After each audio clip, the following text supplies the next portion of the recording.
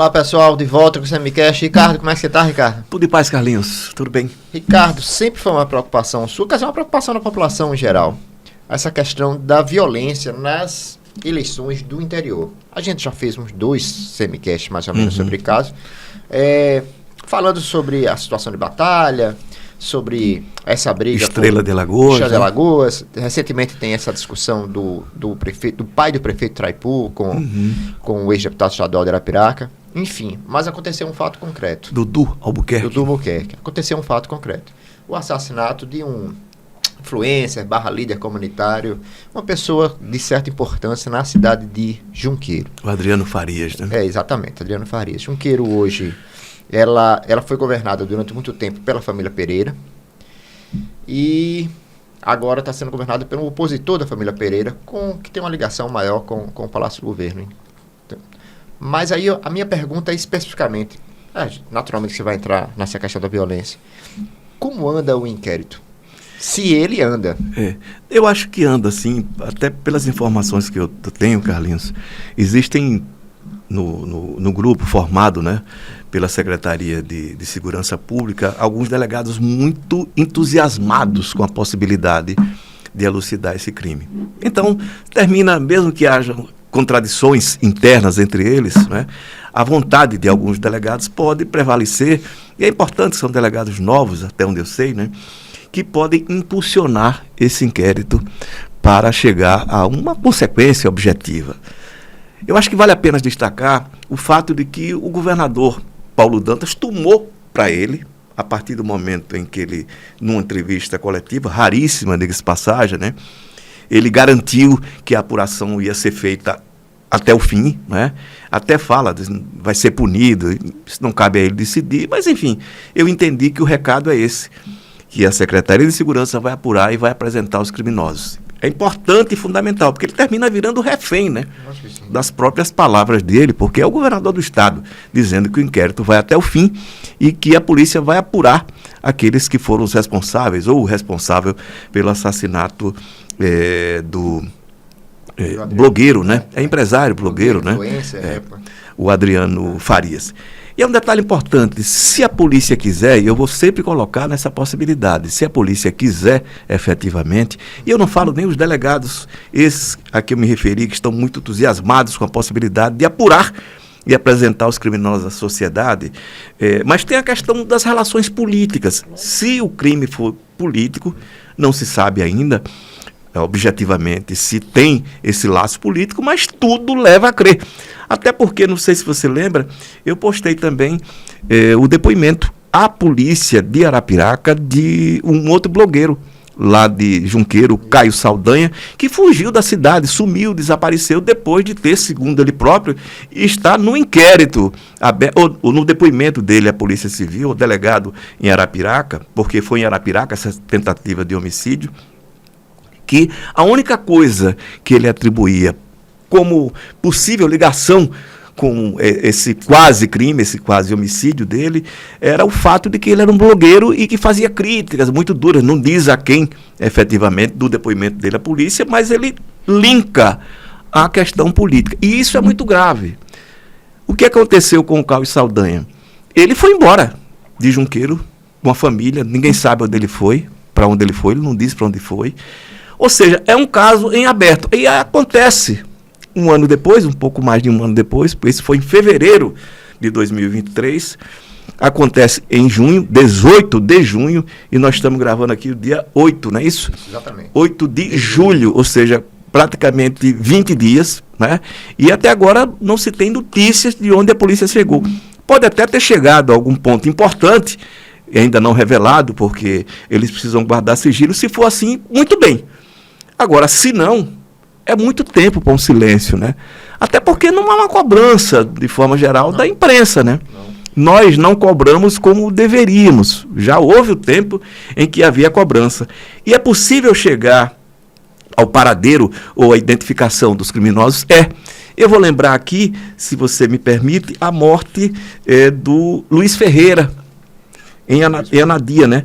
Era delegado geral da Polícia Civil, Marcílio Barenco, uma pessoa muito séria, não estou dizendo que o atual não é, Mas o Marcílio Barenco, eu sei que era uma pessoa muito séria, uma pessoa que enfrentou, inclusive, aqui, personagens muito poderosos, né? Muito poderosos da política alagoana e que eram notórios homicidas ou pessoas que giravam ali em torno de crimes os mais variados.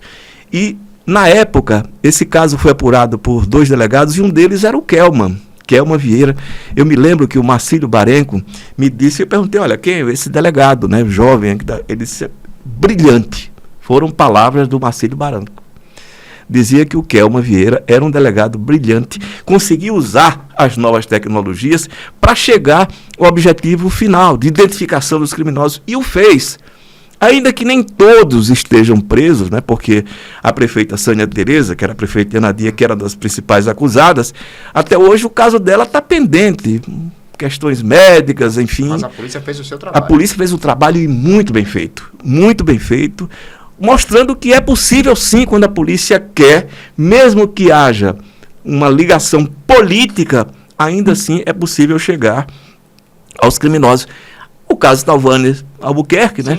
A Ceci Cunha também foi um delegado seríssimo, não vou lembrar o nome dele, faz muito tempo, né? Mas uma pessoa que não gostava de aparecer na mídia, né? Muito discreto, mas muito sério, um delegado muito sério, que apurou e levou até o fim a apuração, chegando inclusive ao Talvânia Albuquerque. Ou seja, isso mostra que é possível. Agora tem o outro lado. O caso Silvio Viana, né, até hoje ficou em aberto, porque veja só o que se passou, né, esse tempo todo, se chegou ao Cavalcante, ele foi réu confesso. E depois, mesmo a confissão dele, né, dizendo que, no final das contas, tinha sido o João Lira, né, o Ministério Público desconsiderou, não, um criminoso tão perigoso como ele não deve ser levado a sério. Fato concreto e objetivo é que o caso Silvio Viana ficou em aberto. A família do Silvio Viana sabe quem foi, né? E não é à toa, né, que há uma indignação muito grande dos irmãos do Silvio por conta do trabalho da polícia que não chegou onde deveria. E dever, nesse caso, era chegar ao mandante, aquele que pagou o gatilho, né, para que tirasse a vida do Silvio Viana. Mas a partir do momento em que o governador volta ao tema original, né, diz que garante, e é a palavra do governador do estado, desconsiderando, seja quem for, Paulo Dantas, Theo Vilela, Ronaldo Lessa, mas o governador assumir que vai chegar aos criminosos, isso é importante, a gente tem que dar crédito. Agora, junto com esse crédito, tem que haver a cobrança. Lógico. O governador passa a ser responsável direto pelo inquérito. Ele é o comandante maior da polícia e, como tal, deve, evidentemente, cobrar da sua polícia. Ele tem o secretário de Segurança Pública, tem o diretor, que é muito ligado a ele, ligado também a Marcelo Vitor. E é uma coisa que me incomoda, gente. Eu nunca escondi isso. Essa ligação de polícia com político é muito ruim. Até porque os personagens que temos por aqui, aos quais a polícia, de forma geral, é ligada, não são pessoas recomendáveis. Não são pessoas que você receberia na sua casa. Agora, vamos lá. Essa ligação é muito ruim. Eu lembro, o Vilas Boas, vale para nós jornalistas também, eu acho que essa mistura, né, de político e polícia não dá certo. Assim, o Vilas Boas Corrêa, no livro de memória dele, né, Conversa com a Memória, que é um livro muito agradável, né? Não se lembra do Vilas Boas? É um livro ótimo. E ele diz o seguinte, entre outras coisas, jornalista e político é como água e óleo. Estão ali juntos, mas não se misturam. Você não consegue misturar os dois. Com todo respeito. Não significa que um seja melhor do que o outro, não é o caso. Mas as atividades que eles desenvolvem, elas são incompatíveis para uma relação pessoal. A não ser que você tenha uma relação pessoal fora, né, do ambiente de trabalho. Mas, assim, eu sempre brinco, né? Você se assume, entre aspas, tá? Como dupla personalidade, esquizofrênico, seja o que for, tudo bem. Mas não dá, porque é complicado. Chega uma hora em que você diz, olha, daqui eu não passo, porque fulano é meu amigo. E não dá. Ou você faz uma coisa, profissionalmente se desenvolve, enfim, de forma independente, ou então se misture ali. Eu, particularmente, não gosto, assim. Por favor, não entendam que eu acho que isso é melhor do que os políticos. Não é isso, não. Eles também devem achar que não devem se misturar comigo, porque não vale a pena. Jornalista é jornalista, político é político. Então, Assim como polícia é polícia, político é político. Principalmente num estado como esse, em que essas relações promíscuas, elas terminam desembocando numa coisa muito ruim para a sociedade. E é o que acontece em alguns crimes de motivação política no estado de Alagoas. Tem acontecido ao longo da história de Alagoas. Mas quero crer que é o governador chamando para ele esse inquérito, a polícia vai chegar, no final das contas, aos criminosos. Tomara. Eu acho que todos nós devemos desejar isso. É muito importante a resolução desse crime. É um crime político. Acha-se que já é, está né? marcado com um crime político. Pois é, né? Então, a solução desse crime é fundamental, inclusive, para que não se aconteça a outros. Né? Pois é, porque a cidade está com medo. Eu vi uma matéria da Gazeta, que foi lá no local, achei interessante a Gazeta fazer, o jornal Gazeta, né? Mostrando que a cidade vive com medo, apavorada. Uma cidade com medo e apavorada, gente, como é que vai votar de forma livre? Não vai conseguir, porque as pessoas ficam com medo. E se não chega aos criminosos, significa que eles continuam soltos. E se for de motivação política, como é o que parece, repito, parece, então aí é mais grave ainda. Você falou na mistura de política, já vou entrando na dicotomia política e jornalismo, política. Aí eu estou com um livro aqui, que eu li agora, de um maestro João Carlos Martins. O livro é do Jamil Chad, um jornalista brasileiro, hoje que mora na Suíça, é correspondente internacional do Estadão. Ele cobre todas essas conferências da ONU e tudo mais. Ele fez um livro sobre o João Carlos Martins, que é um personagem maravilhoso. Ele é um dos maiores intérpretes de Bach do mundo, já tinha lotado o Carnegie Hall. Com aquelas mãozinhas dele, né? Impressionante. Primeiro sofreu um acidente, machucou os 3 dedos, depois foi vítima de uma doença degenerativa. Ela teve que aprender regência, só que no meio dessa trajetória ele se envolveu com política, Ricardo, também. E aí ele tem umas... Quem não é do ramo, escorrega. Uns episódios não tão abonadores, né? Mas está tudo aqui nesse livro. O Indomável, de Jamil Chad, João Carlos Martins, Entre Som e Silêncio. E a sua dica, Ricardo? Bom, minha dica é um filme recém-lançado, não. É de 1931, gente. Esse filme aqui, ó. M, O Vampiro de Düsseldorf, é do Fritz Lang, foi um grande cineasta, né? Alemão da primeira metade do século XX, também é o diretor de Metrópolis, que é outro grande filme, mas esse aqui é espetacular, é impressionante. Eu revi esse filme um dia desse, eu tenho em DVD, o que é bom, né? Porque significa que não vai encontrar mais. E, entre outras coisas, você vê a interpretação do Peter Lorre, que é o que faz o vampiro do Düsseldorf, que não é um vampiro, é um criminoso, né? Enfim, que mata crianças, infanticida, né?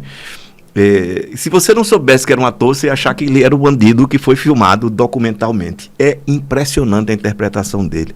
A luz, a iluminação e assim o retrato, o desenho que ele faz da sociedade. Porque o que é que acontece? Para a perseguição e identificação dele, é um spoiler rápido, se juntam os criminosos, né? E Düsseldorf fazem um julgamento dele. E gente, é fantástico essa leitura que ele faz da coletividade, do coletivo. Como uma massa unida e junto, ela pode ser perigosa, né? Aquela história do Freud, né? Entre outras coisas, dizia, né? O homem, quando está em meio à multidão, ele perde completamente a capacidade racional. E aí vira um poço de emoções. E emoção humana, gente, é bando. É bando. E não é só daquele personagem, não. É bando mesmo, de forma geral. Vale muito a pena. Recomendo. Isso no YouTube você tem, né? No YouTube tem. No Now tem o Metrópolis. Esse, assim, para quem gosta de cinema como a gente, ele marca uma linguagem de cinema chamada impressionismo alemão. E é um filme maravilhoso, sensacional. O Metrópolis também. Naquele período da Alemanha, entre as duas guerras, né? 1930, né? Então...